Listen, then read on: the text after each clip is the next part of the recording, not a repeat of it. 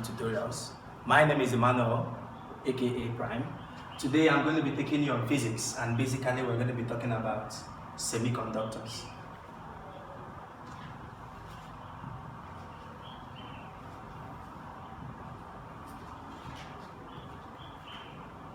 Okay, so we're going to talk about semiconductors, but before we define semiconductors, we need to first of all talk about materials based on their electrical properties.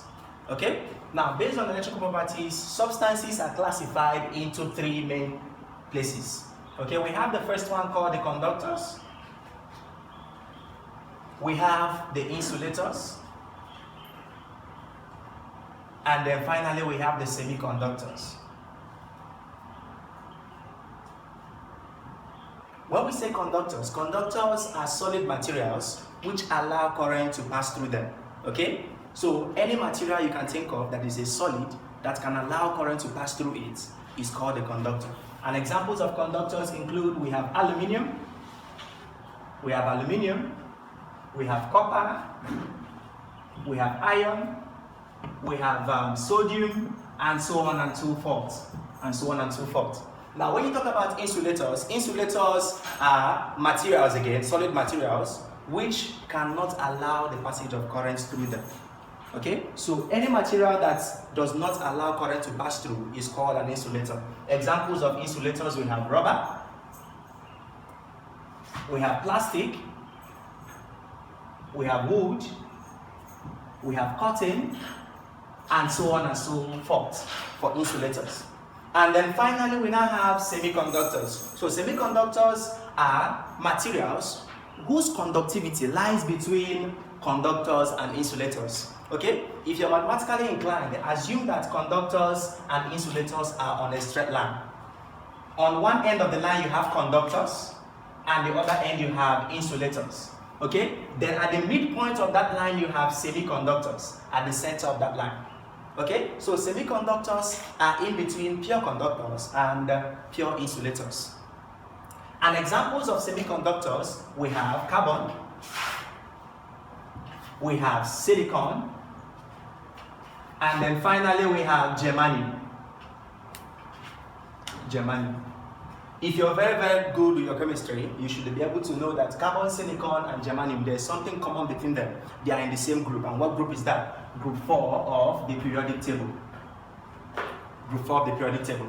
Okay? So, before we start talking about semiconductors in general, let's talk about a theory that is normally used to explain conductors, insulators, and semiconductors. Okay? So apart from the atomic models, we also have what we call band theory. Band theory. I would urge you to understand what band theory is all about. Okay? It is the theory that is normally used to explain the electrical properties of substances, conductors, insulators, and semiconductors. Okay? Now, in this band theory, there are basically two energy levels that are involved. Two energy levels. And of course, you should be very conversant with what energy level is. Okay? In this band theory, the two important energy levels you should know about is what we have valence band, and then we have a conduction band. Valence band and conduction band. And according to the theory, every substance, whether conductor, insulator, or semiconductor, in fact, even a human being, you must have these two energy levels. You must have valence band and you must have what? Conduction band. Then if you are going to conduct electricity according to the theory, you must have at least few electrons in the conduction band. That means that if you don't have any electron in the conduction band, then you cannot conduct electricity. Okay? Now, in conductors, if I'm explaining conductors using band theory, conductors, their conduction band, look at conduction band, and then we have valence band on this side. Now, let me tell you this before I proceed. Conduction band, this is conduction band, and this is valence band. So CB, conduction band, VB, valence band. In conductors, conduction band and valence band is overlapped. both of them are together. There is no separation between them. Okay, if you look at my diagram, at least there's a little separation here, but in practice, both of them are inseparable, meaning that there is nothing like conduction band and valence band. Both of them overlap together. They are all together in conductors. There is no separation. They are all together. Okay, so in insulators now, let's talk about the insulators. In insulators, look at the conduction band here. This is my CB. Look at my valence band somewhere below on this side.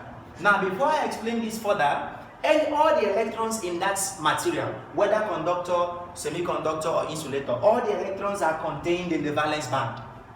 Okay? Then, in conductors, we said that the conduction band and valence band are overlap. There is no gap between them. They are together. Now, but when you come to insulators, as you can see, conduction band is on one side, valence band is on the other side. That means that there is a separation between them. Look at the separation. Okay? Now, that separation between them is called the energy gap. It's called the energy gap. The energy gap, normally represented by Eg. So, anytime we see Eg, as far as electronics is concerned, we talk about what? Energy gap. Now, if you look at insulators, from what we've said, we have energy gap. Let's assume that I want to move electrons from the valence band to the conduction band. And of course, from what we know already, if electrons can migrate to the conduction band, then that material becomes conductive. Okay? Now, but if I want to move electrons from valence band to conduction band, what do I need to do? I need to excite the electrons. And of course, we know that there are two basic ways of exciting electrons. We can use what? Thermal excitation, which is the easier one. Now, if you thermally excite an insulator, let's assume a wood, for example. If I thermally excite wood, definitely you will observe that the wood will start burning, producing carbon 4 oxide and the rest. Okay? That is for your chemistry. Now, that is what we need to know about insulators. So, according to the diagram here, valence band and conduction band are quite separated from each other. And of course, the distance between conduction band and valence band is called what? Energy gap. And we represent by what now? Eg. Now, finally, let's talk about the third one, the semiconductors. Now, when we say semiconductors, let's look at how conduction band and valence band are separated. Okay? Now, look at the conduction band, of course, and then look at the valence band. If you're very, very observant, you can see that there is actually what? A separation between semiconductors and insulators. They are quite different. In insulators, look at the energy gap, very large. In semiconductors, look at the energy gap. Again, here is Eg, energy gap, very, very small. Okay, so that means that we can actually thermally excite the electrons to move from valence band to what? Conduction band, which is possible without destroying the material. Okay, now according to the property we have here now, you can see the reason why it is called semiconductors. So semi, what does semi mean? Semi means in between, half, at the middle. Okay, now semiconductors are in between conductors and insulators. So it means that at some point, semiconductors can act as insulators, and at another point, they can also act as what? As conductors. Now let's talk about at those points. Let's talk about the absolute zero. Absolute zero. Now, when we say absolute zero temperature, of course, from your chemistry, absolute zero means 0 Kelvin. And what is 0 Kelvin? Minus 273 degrees Celsius. At this temperature, nothing can move. That is why it is called the absolute zero. Nothing can ever move. Even electrons that we know that their mass is negligible, they can't move at that temperature. Okay, so at absolute zero, semiconductors are purely insulators because those electrons that cause movement of current don't migrate. They don't migrate. Okay, so at absolute zero, semiconductors are what? Are pure insulators. Now, let's assume that from absolute zero, we are gradually increasing the temperature of that semiconductor. We are increasing the temperature of that semiconductor. Now, when you increase the temperature to, let's say, room temperature, and of course, if you don't know what room temperature is, it is between 20 degrees C and 25 degrees C. That is room temperature. Okay, so if we gradually increase the temperature of a semiconductor from -273 down to room temperature, we will observe that the semiconductor will gain enough heat to cause the migration of electrons from valence band to conduction band. It will gain enough heat, meaning that the electrons are now losing up. They can now what? Migrate from valence band to conduction band. And remember what we said before, if electrons can move from valence band to conduction band, then there will be a movement of what? Current. Okay, now since we have understood that semiconductors can also act as insulators and conductors, now let's talk about the charge carriers in semiconductors. Charge carriers. Charge carriers. Now when you say a charge carrier, of course, from the word carrier, a carrier means something that what? Conveys one thing from one point to another. In semiconductors, there are things, not only electrons, okay? There are two things that are responsible for moving electricity in semiconductors. Let's see how they are generated. Okay? Now, from this diagram again, remember, here is my valence band. So I'm going to clean this off and just put it here. VB, valence band. Clean this off and represent it here. CB, conduction band. Okay? Now, in my valence band, I have electrons here. Definitely, we have electrons on this side. So please, for this tutorial, anytime you see black spots, it represents electrons. And anytime you see an empty spot like this, it represents something else, which we're going to talk about later. Okay? Now, we have electrons in the valence band. Okay? We have electrons on this side. Now, remember we said that at absolute zero, there is no migration of electrons because nothing can move at that temperature. Now, at absolute zero, all the electrons are still here. They have not migrated. But we know that once you increase the temperature from absolute zero to room temperature, the material will absorb energy. And that energy is enough to make electrons migrate to conduction band. Okay? Now, let's assume that this particular electron now, look at this particular electron. This particular electron migrates, maybe after receiving heat, okay, it now makes a jump, decides to make a jump to the conduction band. Okay, so that is that if this electron now, let me call it E1, electron 1, okay, it makes a jump from valence band to conduction band. It is now at this point, E1, this is E1, okay. Now, anytime an electron leaves its position, it will create a space. Now, imagine a situation whereby you're living in a compound. Let's assume that you're living in, let's say, in GRA, Enugu, and then maybe God provided for you, and then you got a new house in maybe Azu Estate.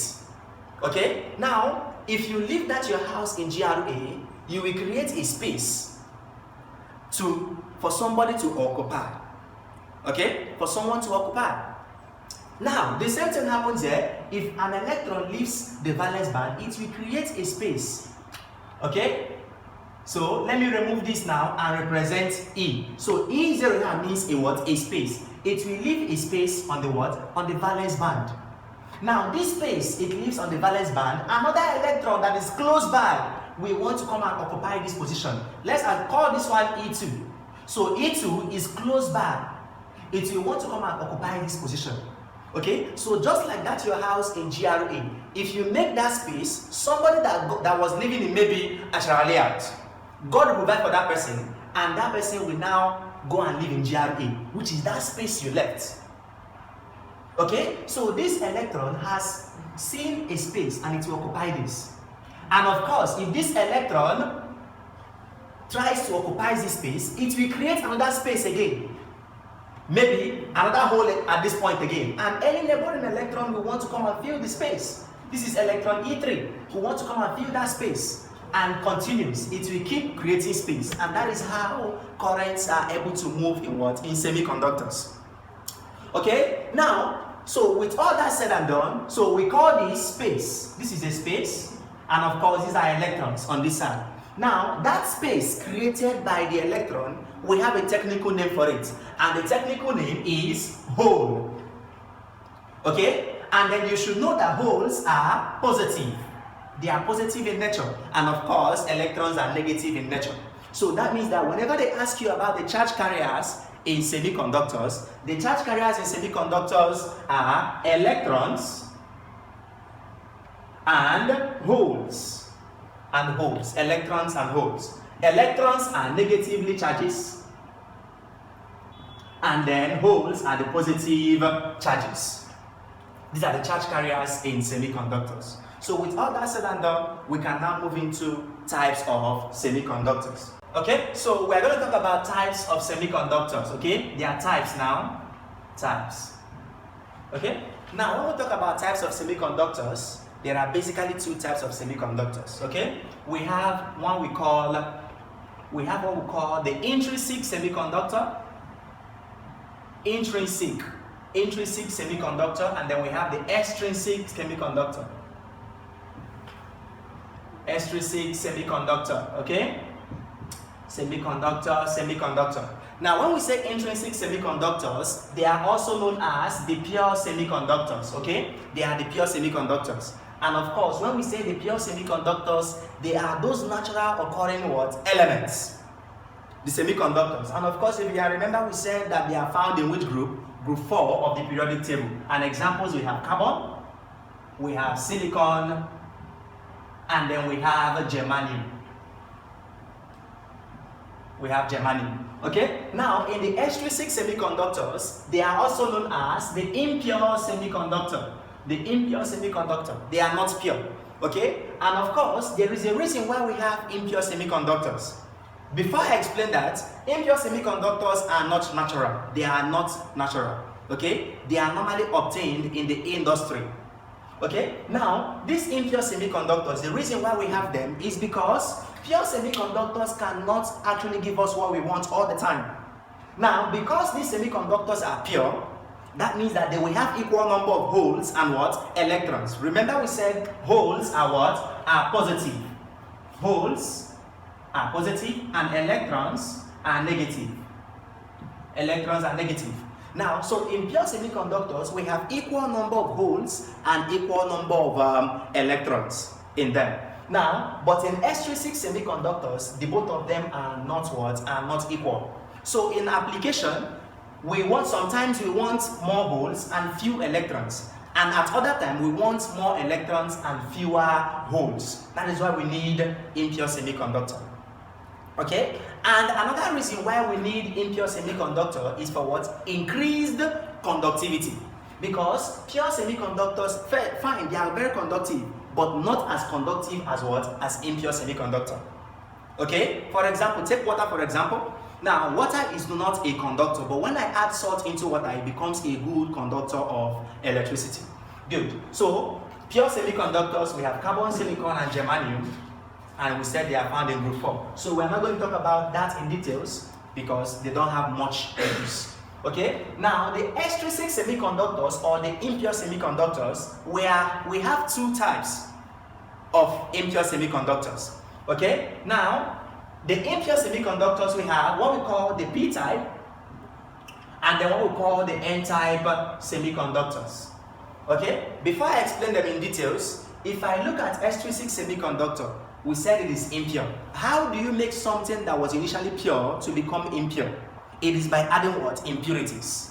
Okay? Impurities. Now, if you come to extrinsic semiconductors, according to what I just explained, they can be obtained by what? By adding impurities to what? To pure semiconductors. When you add impurities to something pure, it becomes what? Impure. And that process is not what we can just do in the laboratory.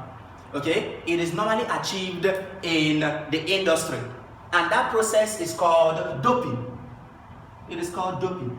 Okay? So doping is an industrial process whereby impurities are added to what? To pure semiconductors to make them conductive.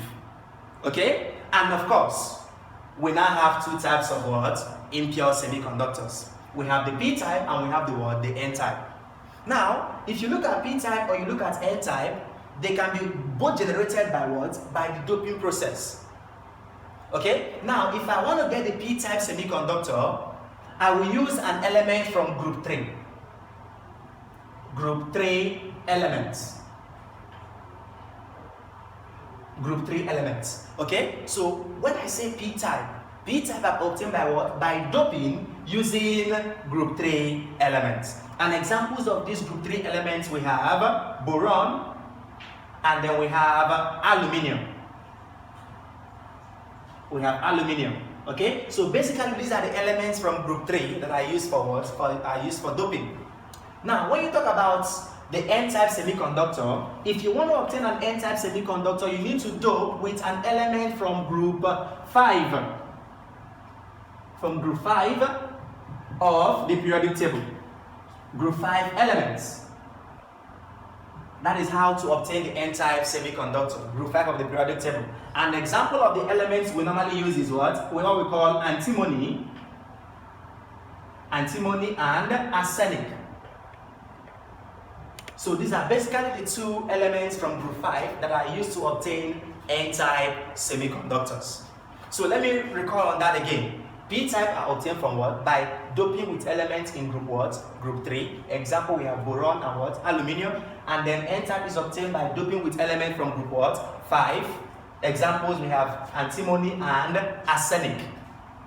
Okay? Now, let's talk about the P-type semiconductors. Now, in details, in P-type semiconductors, of course, when you say P-type means positive.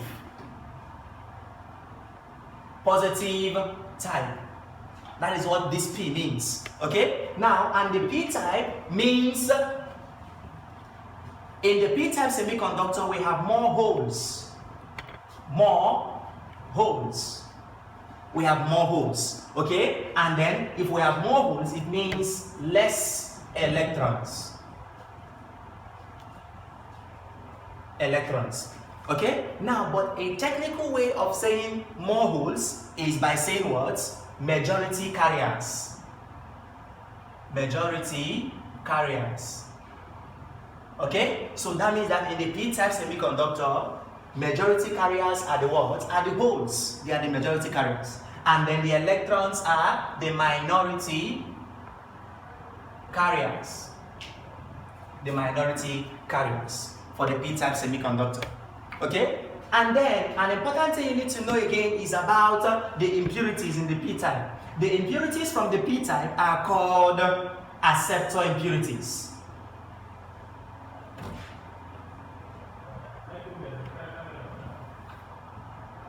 Acceptor impurities, okay? So, that impurity from group 3 that is added to a pure semiconductor to make it a P-type is called an acceptor impurity. Okay, so with that done, let's talk about the N-type semiconductor. Now, the N-type semiconductor, if you look at this N, you ask yourself, what does N mean? N stands for what? Negative type. Negative type. Okay, so N-type semiconductors are negative types. And from that, we said that it has more electrons. More electrons. And of course, I told you before, a technical way of saying more electrons means majority carriers. So if they ask you, maybe in your JAMB or post-UTME or in your nursing exam, you can say that the majority carriers in N-type semiconductors are what? Are electrons. And then it has less holes. It has less holes. And then how do we put that? We say minority carriers. Minority carriers. Okay, so that is the things you need to know about N-type semiconductor. And before I forget, the impurities that you use to obtain N-type semiconductors, that is the elements in group 5, that is antimony and arsenic, are called donor impurities. Are called donor impurities. Okay? Are called donor impurities. And without all said and done, let's now talk about the PN junction. The PN junction.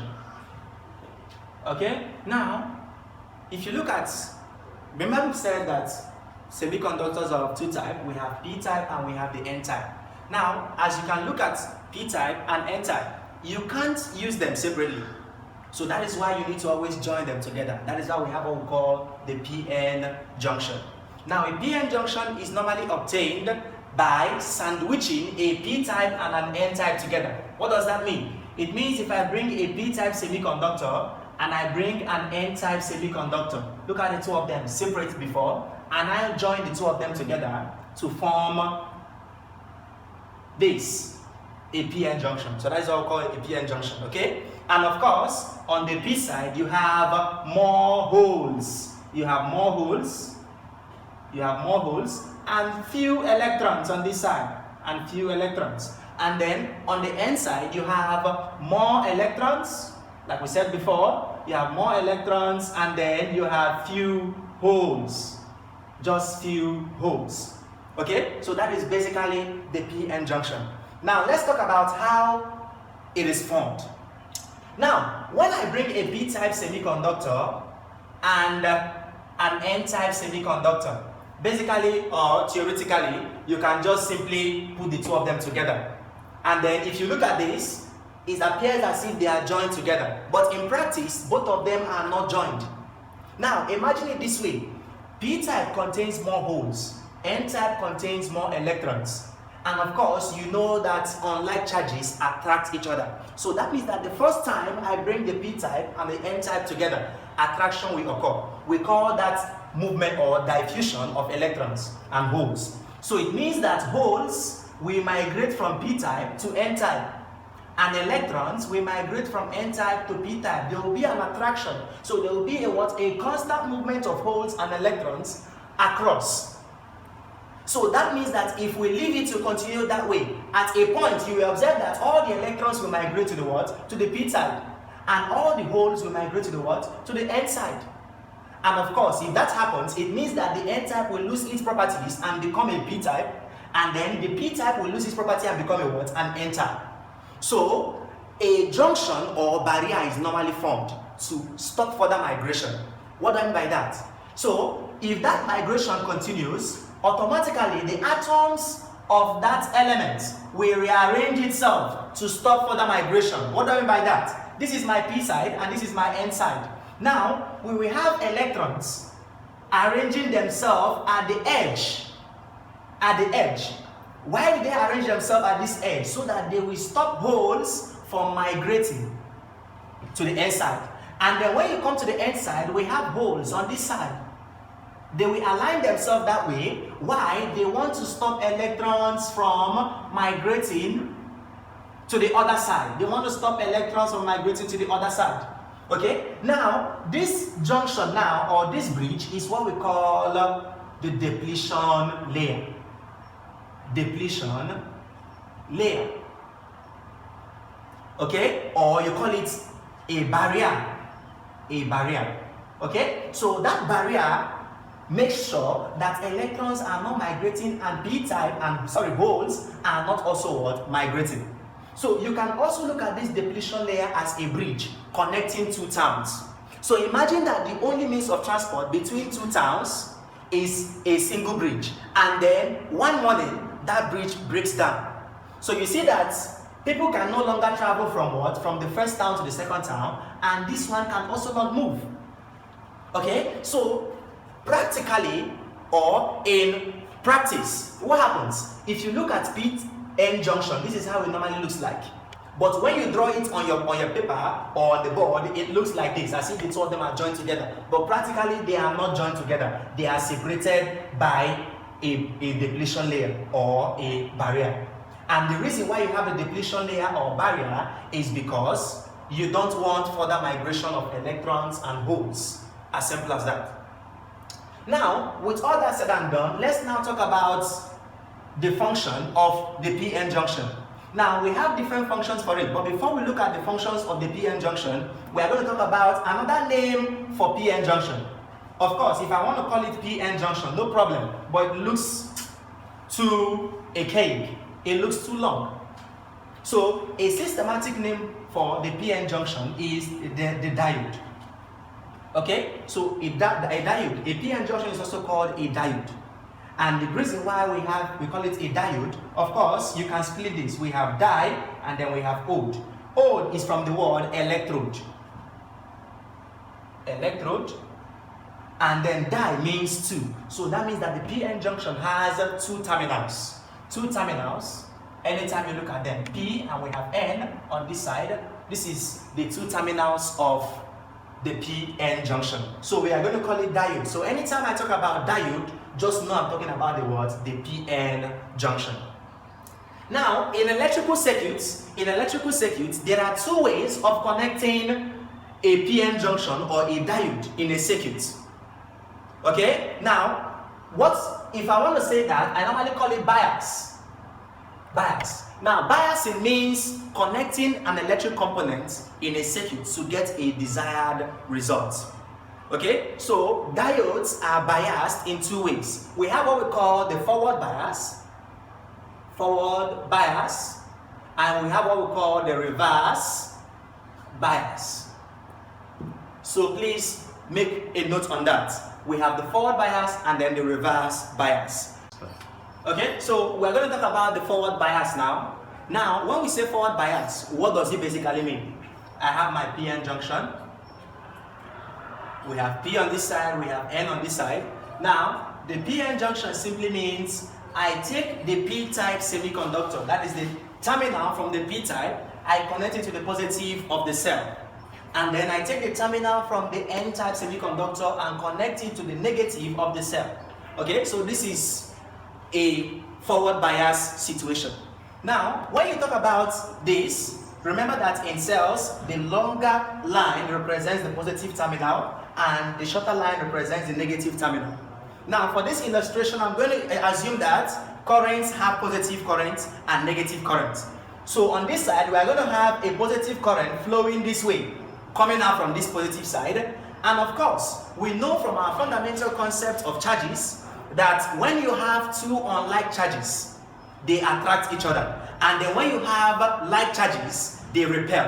What do I mean by like charges? For example, positive and positive, they will repel. Negative and negative will also what? Repel. Now, so if I have a positive current coming through the side, remember we said that for P-type, it has more holes. And tell me, holes are what? Positive. Okay? So when this current flows here, there's going to be what? Repulsion. There will be repulsion. Okay? So it means that instead of these holes to come and greet the current, they will be running away from it. Repulsion. Okay? So, and that repulsion, remember from what we explained here before, that if electrons or these holes need to migrate, you need a larger force to make them move over because there is a bridge now. Okay? And because of the presence of that bridge, there is no easy movement. But if there is repulsion from here, holes can easily migrate. So imagine that this electron, the positive current, is pushing the holes across the bridge. Now, the same thing happens on this side. The negative current flows from this side, and when it comes to the N-type, remember there is also what? Repulsion. There is repulsion. So the electrons are also what? Are also repelled, and because of that, they will also what? Migrate and cross the boundary.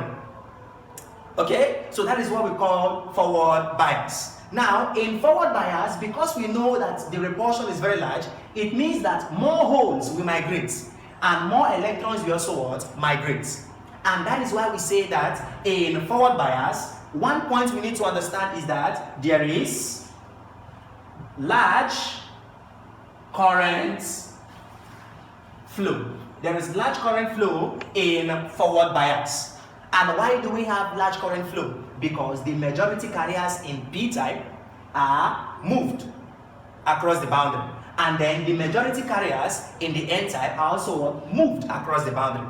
So that is one thing we need to know. And of course, if you look at the way the holes are being repelled and the electrons are also being repelled. Now imagine that I am pushing this way and I'm also pushing this way. What do you think will happen to this bridge? It will close down. It will appear as if it is closing down. So that means that the depletion layer width decreases. Okay? So another point in forward bias is that depletion layer width is decreased. Okay? So two important points whenever you talk about forward bias. And of course we said that in forward bias, the current flow is due to majority carriers. Okay, so these are three important points whenever you talk about forward bias of a diode. So with all that said and done, let's talk about the reverse bias. reverse bias. And I know that some of you by now you already start thinking of what is going to happen in reverse bias if you understand the forward bias very well. Now, so for the reverse bias, we have the P here and we have the N side. And of course, we now connect the P-type semiconductor, connect it now to the negative of the cell, and then the N-type, we connect it to the positive of the cell. And of course, here we have negative current flowing here, and then here we have positive current flowing on this side. Now, basically, what is going to happen? Of course, the electrons or the current, the negative current, is going to flow through this side. And what happens? Remember, on the P side, we have holes. So what do you think? Is it attraction or repulsion? It is definitely what? Attraction, because we have unlike charges. Okay? So there will be a what? A repulsive force here. And because of that repulsion, you see that holes will not have that time to cross over the boundary because they have been attracted by a stronger field. Okay, so and the same thing happens on the N side. Electrons will not have the time to migrate across the bridge because they have been attracted by what? By a stronger field. So in this now, you see that because of that, those majority carriers will no longer be able to what? To move across the boundary to cause current flow. And what does that mean? It means that in a reverse bias condition that there is little or no current flow. So take note of that in the reverse bias condition, there is little or no current flow. Now, when I say little, remember that in science, there's what we call ideal conditions. Okay? There is nothing like ideal condition. Ideal condition only exists in what? Theoretically. Okay? So in ideal condition, there is no current flow. But of course, in diodes or other semiconductor materials, there is what? There is a little amount of current flow in the reverse bias condition. Okay, that is one point. Now, another point we need to take note of about in the reverse bias condition is this. Now, remember that in the reverse bias condition, there is attraction. So imagine that for that P-N junction now, we have P side and we have N side. And then I am no longer pushing this way, I am now pulling this away, pulling this one also away. Now, what do you think will happen to this depletion layer? It will increase the width. Okay, so that means that in reverse bias condition, that what happens? Depletion layer width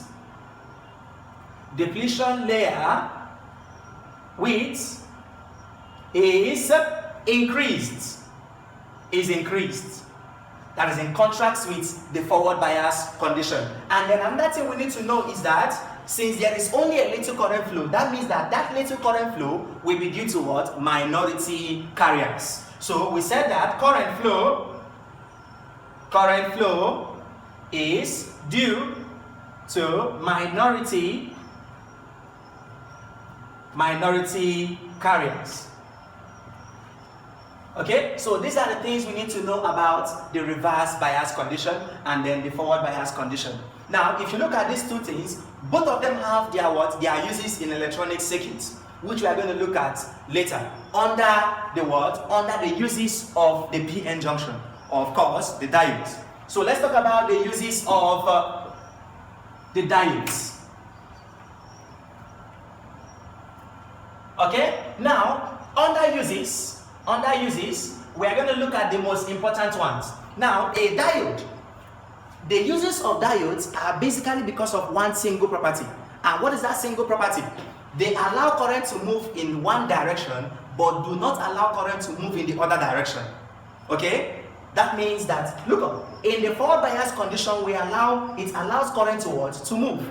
But in the reverse bias condition, it does not allow current to move. So that property is very, very important. And that is why diodes can be used as a switch.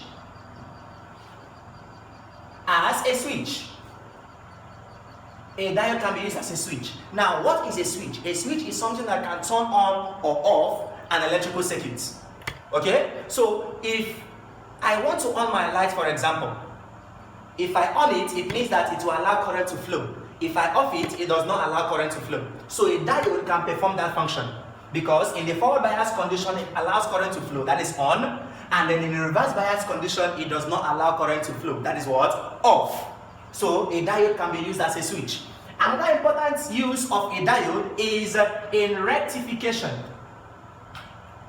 In rectification. Now, rectification is what? Is simply converting an AC signal into a DC signal. Now, when I say AC, AC means alternating, something that changes direction. When I say DC, DC means a direct current or signal. A direct current does not change direction. It only maintains a single direction. So if I want to convert an AC signal to a DC signal, that process is called what? Rectification. And of course, diodes are used as rectifier. A rectifier is a device that can convert an AC signal to a what? To a DC signal. And the reason for that is because diodes again allow current to move only in one direction, which is what? The forward bias, but do not allow current to move in the what? Reverse bias. Okay? So I don't have much time. If not, I would have talked about rectification in details. Okay? But go and read up about that. Now, another use for diode is what we call modulation. Modulation and demodulation. Modulation and demodulation of signals. This is actually a complex term, but basically modulation means attaching a what? An information to a carrier wave. And then demodulation means extracting that information from the what? From the carrier wave.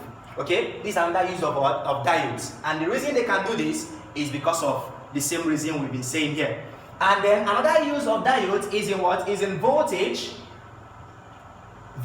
regulation. Voltage regulation. So, because of their properties, they can be used as what? As voltage regulators. Of course, when you say voltage regulation, it means to what? To either increase the magnitude of the voltage or decrease the magnitude of the what? Of the voltage. So diodes can perform these functions and so many more. Okay? So, but we are going to leave it at these 4 things. So please make sure you take notes of this. So now we're going to talk about transistors. These are another type of semiconductors. Okay? Now, transistors. How are they obtained? Transistors are obtained by what? By joining two p-n junctions. Remember p-n junction, okay? Now, so if I want to get a transistor, I use two p-n junctions now, okay? So I bring a p-n junction. This is p-n junction 1, and then I bring another p-n junction, okay? Here is n, and this is p. This is p-n junction 2. So I join the two of them together, and it forms a transistor, okay? Now, if I join these two, of course, this is what we are going to get. You see that this negative and this negative will fuse together to form a single negative, and we have P and P on this side. Or I can do something like this, okay? I can bring this N, P, and then bring a P, N, and join the two of them together. Now, when I join the both of them together, of course, it is going to form something that looks like this, N, P, N. So with that, you can see that we have two types of transistors on the board. Okay, we have the first type. This is called the PNP transistor, and then we have the NPN transistor. These are the two types of transistors we have. And of course, from the diagram, you can see that transistors have 3 terminals. This is the first, we have the second, and we have the third. On this side, the same thing: first, second, and third. We have 3 terminals for a transistor. And that is why a transistor can also be called a triode. A triode. Remember that ode is from the word electrode, and then tri means 3. So means 3 terminals. 3 terminals for transistors. Okay? Now, but if you look at this transistor, it looks too ambiguous. It looks too ambiguous. Okay? So in electrical circuits, we have an easier way for representing transistors. Okay? We have transistors this way. In electrical circuits, you can see them like this.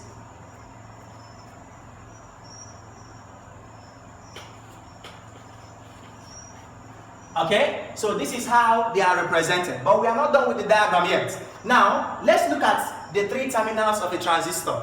3 of them have their particular names. They are not the same thing. Okay, now we have the one on this side that is called the collector. We have the collector on one side. Now, at the center, you always have the base, and at this side, you have the emitter. The emitter.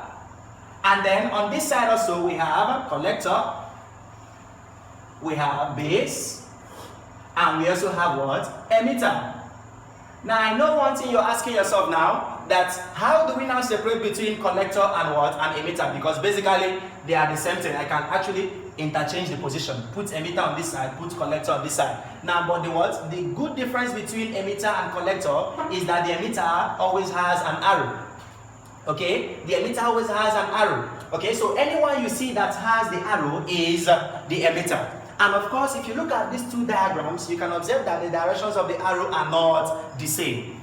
In the first diagram, the arrow is coming inwards, and in the second diagram, the arrow is going outwards. So the arrow coming inwards means that the base is negative, and then here the arrow going outwards means that the base is what? Positive. Just like when you draw the electric lines of forces around charges. Okay, if you have a positive charge, the electric lines of forces, you always observe them to move outwards. They move outwards. Then when you draw the electric lines of forces for negative, you will observe that they move inwards. They come inwards. They are being absorbed. Okay, so anytime you see the arrow pointing inwards, the base is negative. And when you see the arrow pointing outwards, the base is what? Positive. So in electronic circuits, you can see something like this. Okay, and then this one is this way. So without actually looking at that, what kind of transistor do you think this is?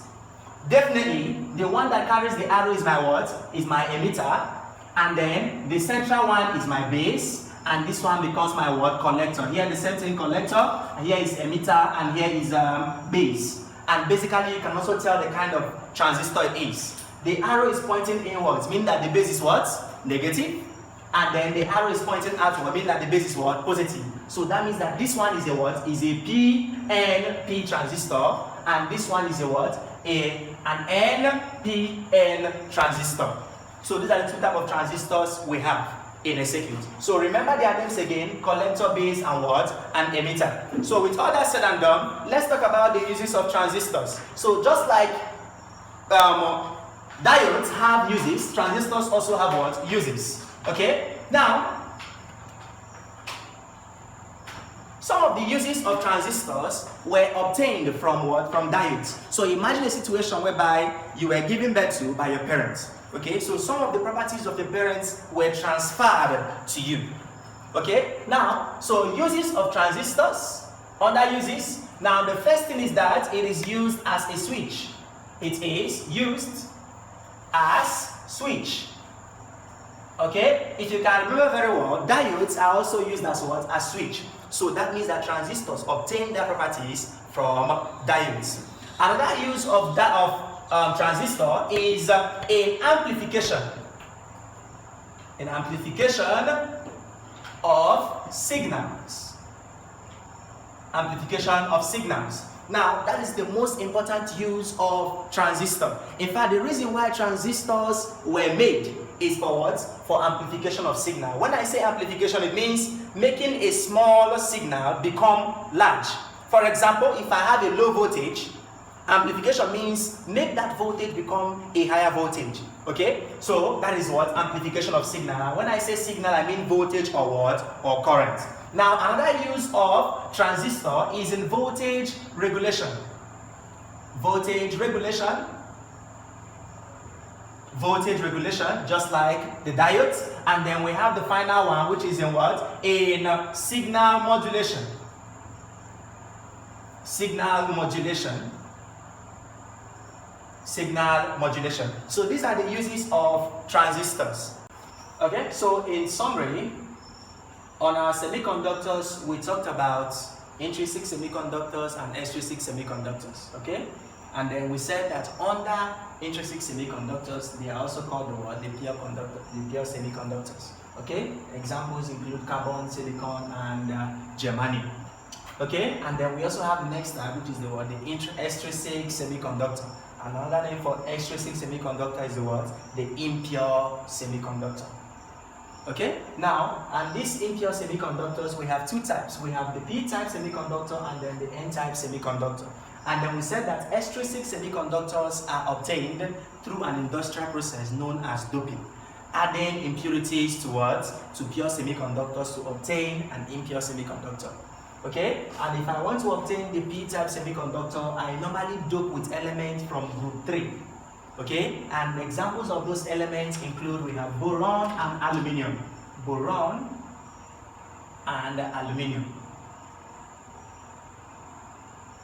And then if I want to obtain the n-type semiconductor, I will now dope from elements in group what? Group 5. And examples of those elements, we have arsenic and antimony.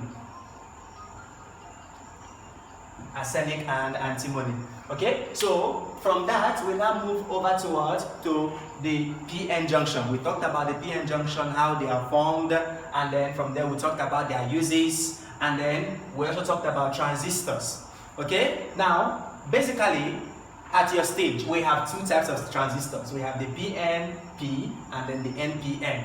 Now, but in the general, we have two types of transistors again, okay? We don't call them PNP and NPN. We call them the BJTs. We have BJTs, and then we have the FETs.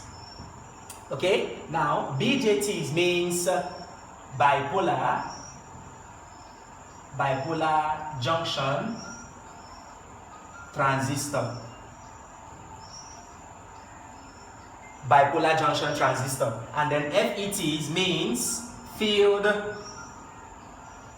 effect transistors.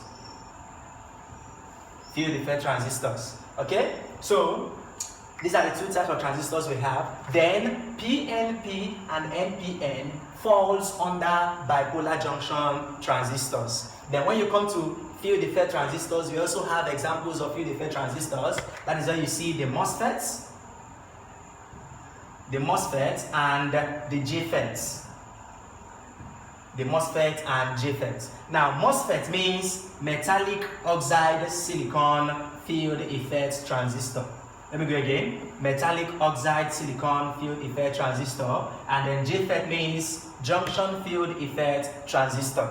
Now, those ones are for maybe when you enter the university and maybe you want to go and study electrical engineering or electronics engineering. You will know more about this. Okay? But for JAM, post-UTME and nursing, just stick with these two types. PNP and NPN transistor. Okay? And then we also said that transistors have three terminals, basically. And the three terminals are the collector, base, and what? Emitter. The emitter is the one that carries the arrow. So anytime you see three terminals of a transistor, the one that carries the arrow is the what? The emitter. The base is always at the middle. Okay? Now, with all that said and done, let's look at some questions from the UTME past questions. Okay? So we're going to look at 2005 question number 11 from the post-UTME, from the UTME past question.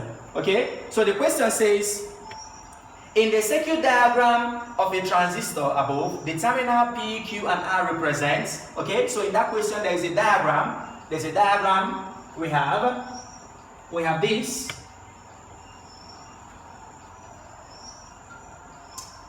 We have this there, okay? They call this P, they call this R, and call this Q. And they did something like this. So they're asking us to name the terminals.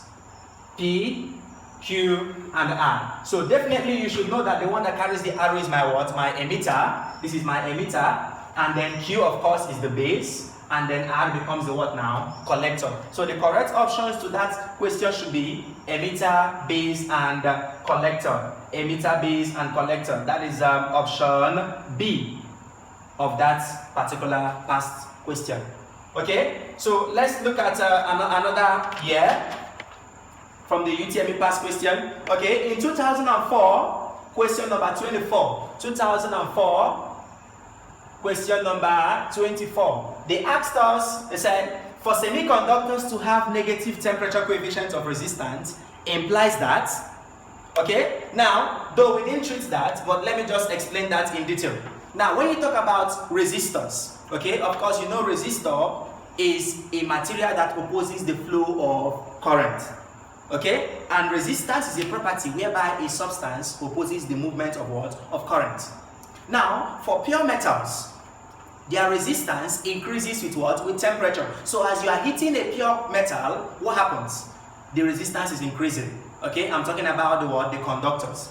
Now, but when you come to semiconductors, like we explained, we said that at room temperature, the electrons gain enough energy and therefore they can migrate. So that means that semiconductors, an increase in temperature causes their resistance to what? To decrease. So an increase in temperature causes a what? A decrease in resistance for semiconductors. And because of increase and decrease, you call it negative temperature coefficient. Okay, so let's look at that question now. They said for semiconductors to have negative temperature coefficient of resistance implies that A, they have electrons and holes at high temperatures. B, their resistance is constantly changing with temperature. C, their resistance increases with temperature.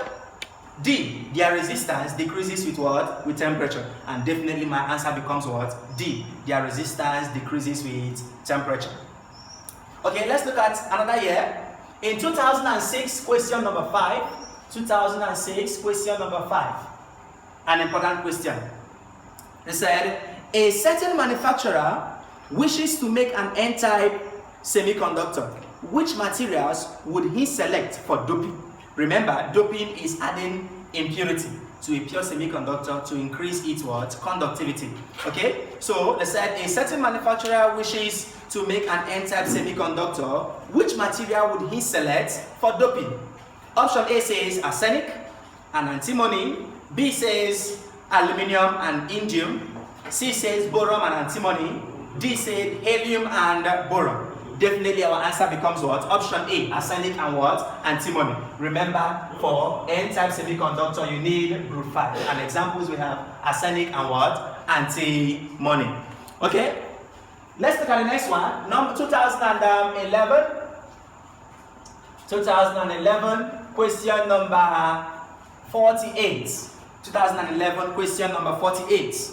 Okay? They said, the bond between silicon and germanium is A, dative, B, electrovalent, C, covalent, D, ionic. Okay, now definitely the answer for that is going to be what? Covalent. Remember that semiconductors, they are found in group what? Group 4 of the periodic table. And of course, group 4 means 4 valence electrons. Okay, so the kind of bond that is between their atoms is what? Covalent. Remember that covalent means that the electrons for the bonding are what? Are shared. In electrovalent bonding, there is what? There is complete transfer of electron from one atom to the other.